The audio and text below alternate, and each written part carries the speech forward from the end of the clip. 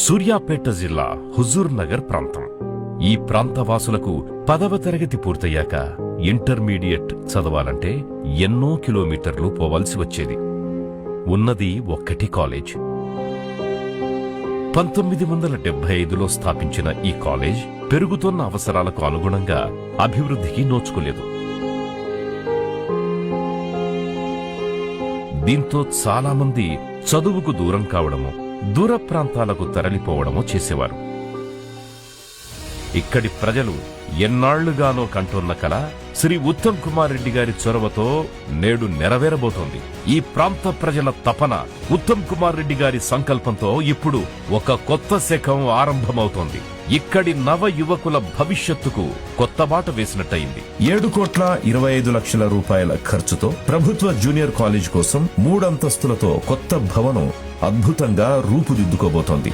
4,65,00,000 రూపాయల ఖర్చుతో ప్రభుత్వ డిగ్రీ కళాశాల నూతన భవన నిర్మాణ పనులు 15 నెలల్లో పూర్తి కానున్నాయి.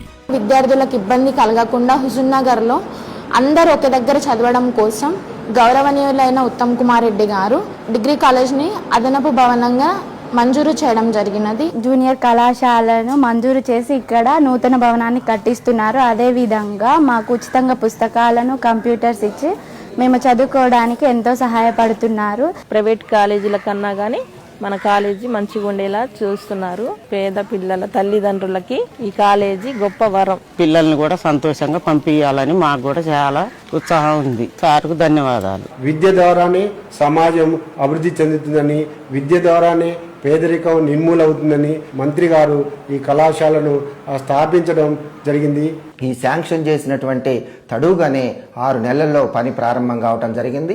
దాదాపుగా పిల్లర్స్ లెవెల్లోకి రావటం అనేటటువంటిది వారికి ఉన్నటువంటి చిత్తశుద్ధికి నిదర్శనమని తెలియజేస్తూ వారికి మా కళాశాల తరపున ప్రత్యేకమైనటువంటి కృతజ్ఞతలు తెలియజేస్తున్నాము.